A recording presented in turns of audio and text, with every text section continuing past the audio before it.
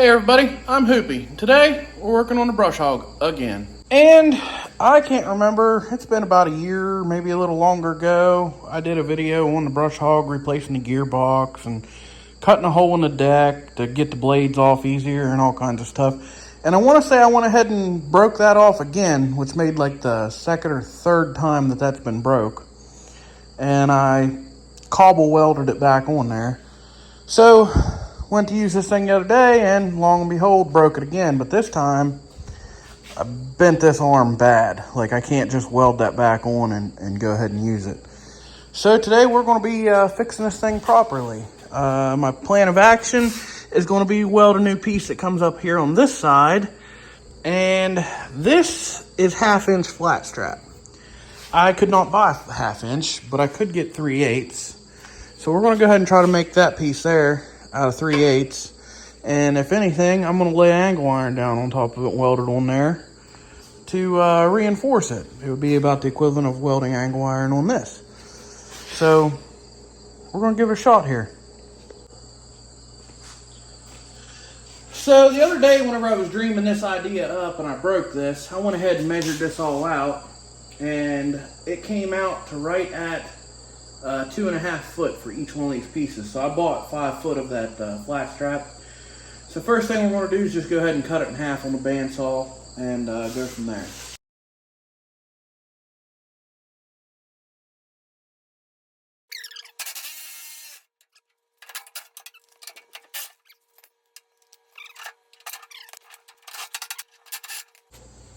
Alright, there's that done.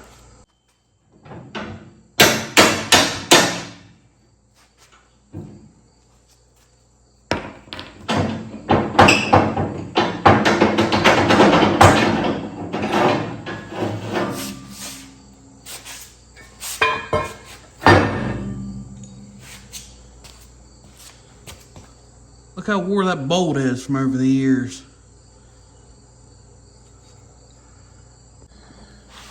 Now that we've got this piece out on the floor, you can really see how bent up it is. Just everything's cobbled around there. So that's why we're putting on a new one. I'm not 100% where to start on this, but I don't know. First thing I'm probably going to do is just double check, make sure I got enough material. Got 5 inches to that bend. Got we'll call it 17 to that one, and another 6 there. 5 and 6 is 11, and 11 and 17 is 28, and we've got, what are those? 2.5 foot. We got 30 inches out of each one of those, so we're good. We got plenty of material. I don't know. I'm gonna assume that this one here, being the straightest piece on it, that we're going to go from here to here and make our first bend on these. And then we'll figure out this one in the middle. I'm going to say it's probably going to be pretty smart to go ahead and drill the holes while these are flat. That's going to be a lot easier. That hole up there we might be able to drill after we're completely done, so we know where to put it. But these ones down here, we're going to lay them out first. So it looks to me like right about here's where that original bend started, which was right on 6 inches. So we'll mark that, and then we'll measure out our holes here.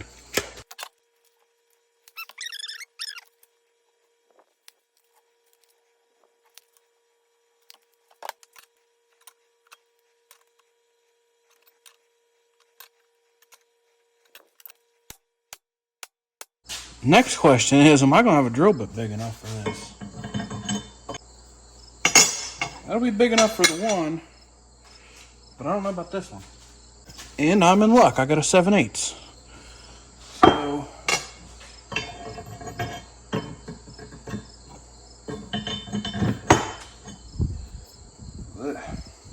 So this drill bit's big enough for this bolt, but it's actually smaller than the hole that was in there. And this one here is just like the right size, which is big enough for that. So I think I need a little bit bigger one than this. Actually, no, it doesn't matter. This will be fine.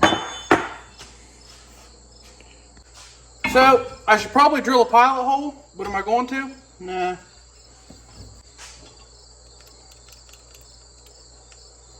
Let's just send her. You know, maybe I should do a pilot hole. A little late, but we'll do it.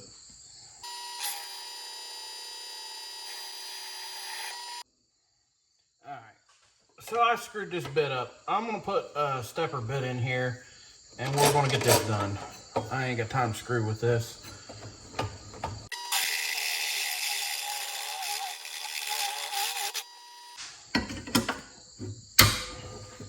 All right, I'm gonna finish drilling these out, and then I'll show you what I got when I'm done. After what felt like forever, I finally got those holes drilled, and those and there will work good for that. They'll be good and tight in there, and those and there will work good for that. All right, next up, we're gonna mount this in the vise right about here on our line, and we're gonna get the torch out, and we are gonna heat the piss out of this and start bending. Oh, no.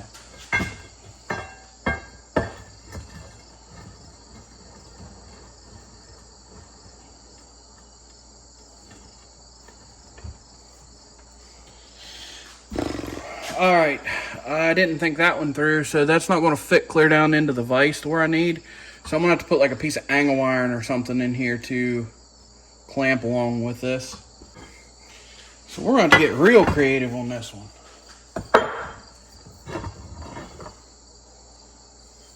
I'm going to slide this in here to fill the gap.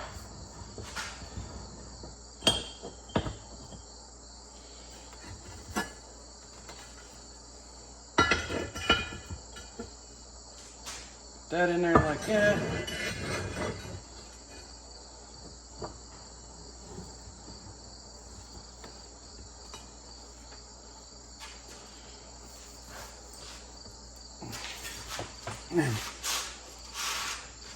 Clamp that down tight. Okay. Now we need the torch. So, I'm just a dumb redneck here. And I'm going to assume 45 degrees is what we're after. But me figuring out, now I know if I got a chunk of wood and I lay it up against here and I cut this off, that makes 45 degrees. So, would that entail if I laid this like that? Does that make that 45 degrees? I'm assuming. So that's what we're going to. I'll be the first person to tell you, I didn't pay attention in school. I mean, basically the teachers were just glad to get rid of me.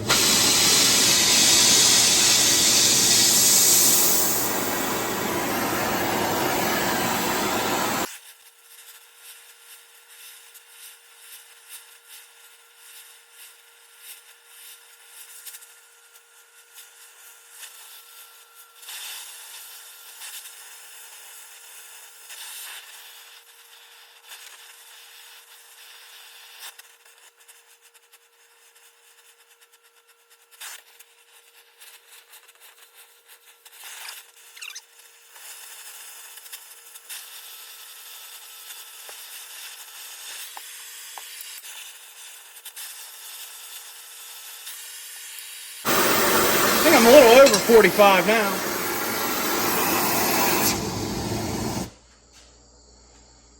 Yeah, I think I went a bit much there. I don't know. Just slightly.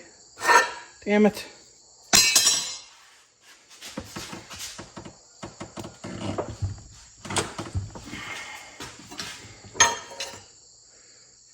That's pretty close. That's pretty close to 45 right there. I'm calling that good. All right, I'm gonna chalk this next one up here and get it done. And we'll come back in a minute whenever we get her.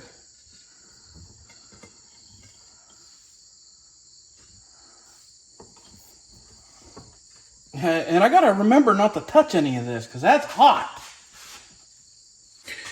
All right, I'm gonna let both these cool down and I'll show you what my next step's gonna be. So while we're waiting on them other pieces over there to cool down, I'm gonna go ahead and get this here all ground up, and I'm gonna get my measurements off of that piece to where I need to drill my hole in the piece that I gotta cut to weld on here. I'm gonna get this ground up. All right, so I got this piece all made up, drilled out, ready to go, and I got it clamped on over here so I can weld it. So the difference in these pieces is gonna be, this one's on the outside because you can see where the old one was welded there, is where that one's on the inside. But I plan on bracing it up on the outside just like this one. And whenever I measured my hole, I measured from out here on top of this angle iron so that that one there will be the same height. So everything should work out. I'm gonna go ahead and weld this one into place and then we'll go on from there.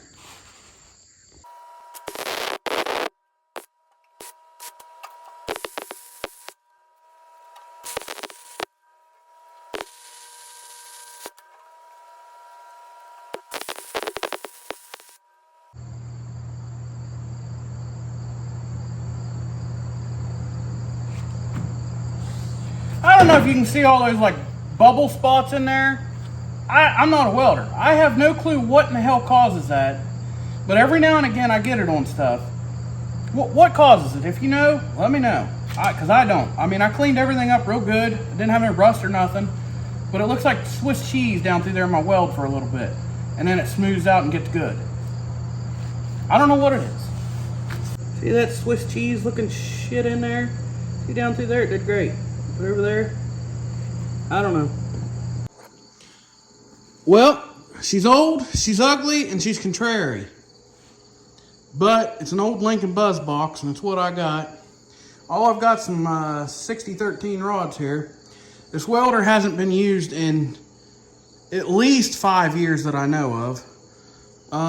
So let's see if we can't do something with it. And I'm not a great stick welder, and I have not touched one in probably 8 years out of the 5 that thing's not been used.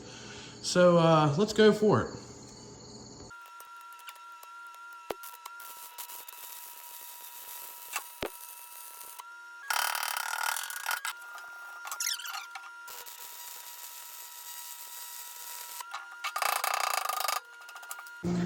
Well, she ain't laying in there too bad. Up here on this part, it ain't wanting to burn there. I don't know what's going on. She laid in nice on the flat. I'm gonna do this side and I'm gonna go all around this stupid thing just with this thing. I'm gonna crank it up a little bit more here and see if that helps anything.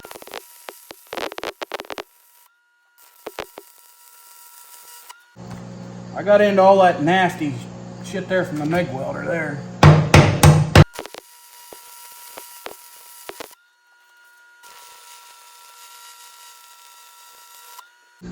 Well, I hope I was able to redeem myself with those stick welds because those look pretty dang good for not doing it in several years.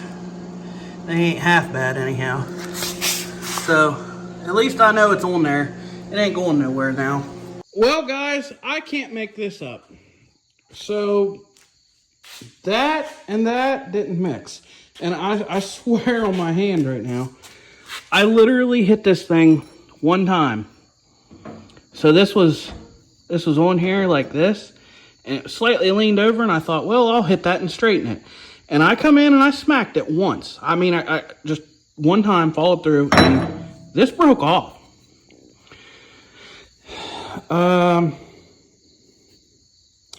Yeah. That's, it looks like it's been stress cracked or something for a long time. So I guess now I'm going to make another one for this side, and we're going to redo this side as well. I'm going to, and then after I'm done, well, you guys will see it. All right, it's the next day, and after talking with one of the guys at work that's actually a welder, I was telling him what I was doing. I had to go to Ace and get some more steel because I couldn't finish this up last night. I didn't have any. But I told him what I was doing, and he said, considering this is a brush hog, after I do a root pass with those 60-13s, that I should probably cover it up with some 70 rods. So I got some 70-18s, I think. I'm going to hit over top of this stuff with that. But I'm going to go ahead and get this one side welded back on here, and I'll show you what I got. Here's this side all prepped out. I'm gonna go ahead and burn it on, and then I'm gonna hit that over there with a little bit of the 7018, and then we're gonna go from there. I'm calling that good after that.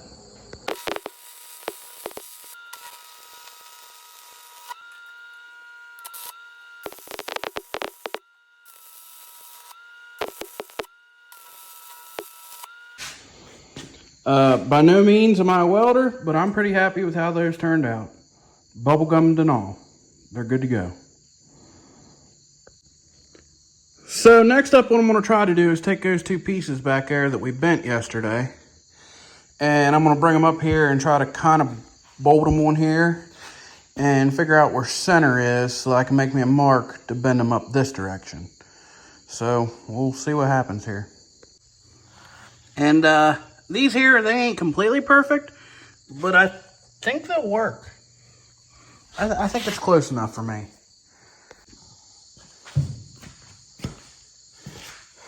So again, as I've stated, I'm just a dumb old redneck. I don't really know what I'm kind of figuring out here, but I think if I tighten these up some and then figure out where they crisscross and make sure it's kind of lined up, eyeball centered, I can put a mark on here, and yeah, I'll go from there.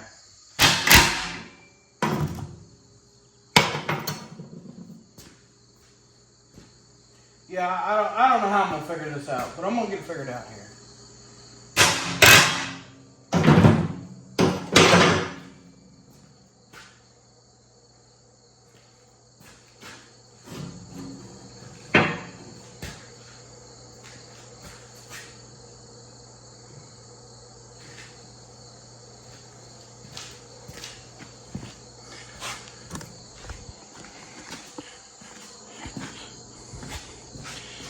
So, I'm no mathematical expert, but I'm thinking that this might be all right.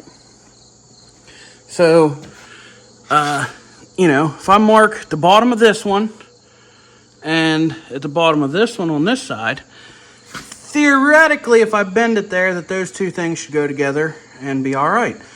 So, the worst that happens, I screw it up and we start over, and I'll be mad, but we're going for that. That's what I'm going to try to do.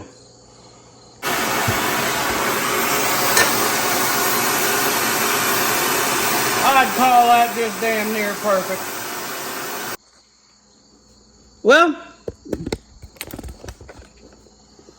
Well, they ain't perfect, but neither am I, and that there's good enough for me. Good enough for a damned old brush hog, anyhow.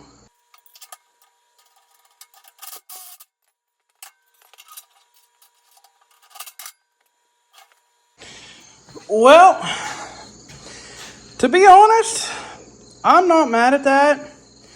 And whenever I went up there and put my lines on these, I actually moved it down just slightly and gave myself a little more room because I thought, oh, maybe I'll need it. And if I'd have probably left it where it's supposed to be, that probably worked out perfect, to be honest with you. But I can work with that, I think. So I don't know if it'll be a good or a bad idea, but I think I got a solution. All I simply have to do is I think I can put my arms on this side, and that's 3/8 and 3/8. What the hell is that? About 3/4 of an inch, and that's about what that is. And we could put those in there and make those touch, and we'll be all good and dandy. I don't know what the benefit or the non-benefit of having those arms on the inside versus the outside would be. So I can't see it being any different. Let's go for it. So I can't see anything wrong with that. I'm pretty proud of myself on that one. I mean, you can let me know in the comments if you'd be happy with that. Or tell me why that will or will not work. I can't see any reason, but yeah, so that's turning out pretty good. I'm pretty happy with it. All right, so I found one issue with my homemade 3-point thing here. And in that being, I have essentially made this 1 inch higher. And what do I mean by that? Well, my holes for this line up and touch about right here. But in order for this double knuckle thing here to work, I've got to raise it about 1 inch. I don't think it's going to be a big deal on the tractor. But if it does become a big deal, I'll just eliminate this and put a piece of chain in between there like everybody else does. Essentially what this does and what a piece of chain would do, so if you're backing up with the brush hog and you go up onto a bank, it allows this to come forward and the brush hog to go up. How this works with the, because you got your solid bar, so this sits on here, and as you back up and this would go up the hill, it allows this to fold backwards to essentially gain that, whereas a piece of chain would just grab slack in it and it would work the same. So I'm going to raise this up 1 inch. If it doesn't work out, I'll add chain, but I think it's going to be just fine.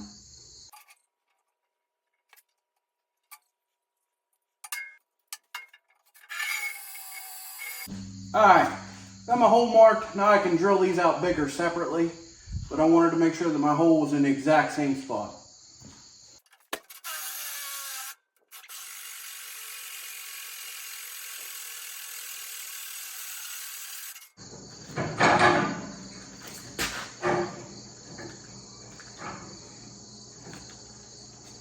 Well, it works.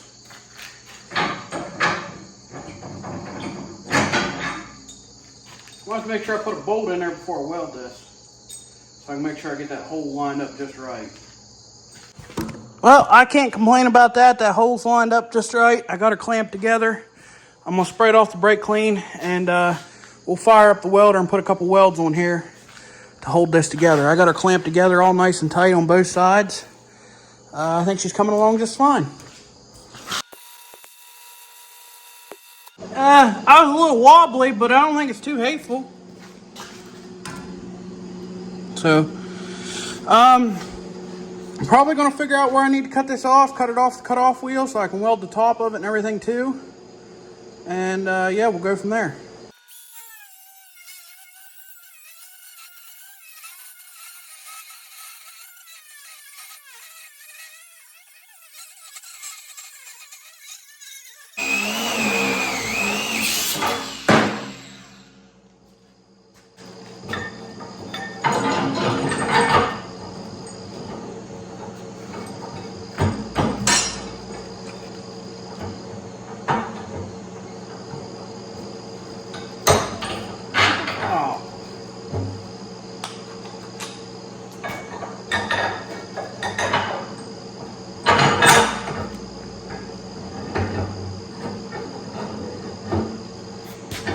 So I'll have to round this edge off just a smidge, but aside from that,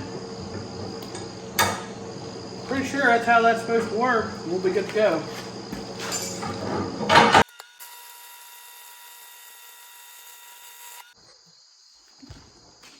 Alright, all in all, as far as I'm concerned, it ain't too hateful. I mean, it's a farm weld for crying out loud, but you can't even really see that one, but yeah, it ain't bad. All right, moving on. All right, so it's a new day in the garage, and I got to thinking about it last night, and I had a piece of old 2-inch flat bar sitting out in the building, and I've decided to brace this up some. I went ahead and cut this chunk out, but what I'm going to do is I'm going to put this in here, and I'm going to weld this in solid. And then I'm going to cut one for this side and do the same. This way, I don't think anything's going to interrupt anything, because this brush hog would have to drop pretty far for this drive shaft to hit it up here. And I'm not putting anything down here in the way, so it should work. We'll see if I can fill these small gaps I got here. I don't know, give it a shot. It's got to be better than what it was.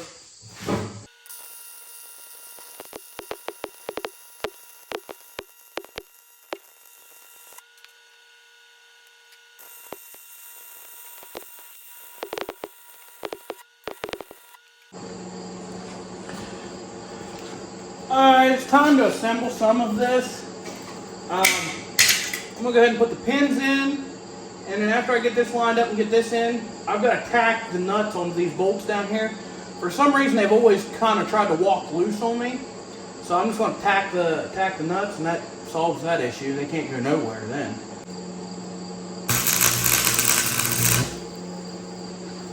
And that's how you make lock nuts that really lock.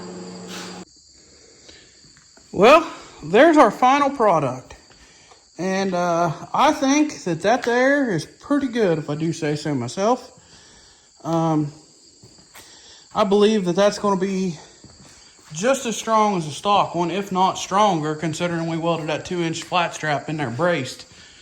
That ought to work out pretty good. Well, that there was fixing the 3-point hitch part on the brush hog for the tractor.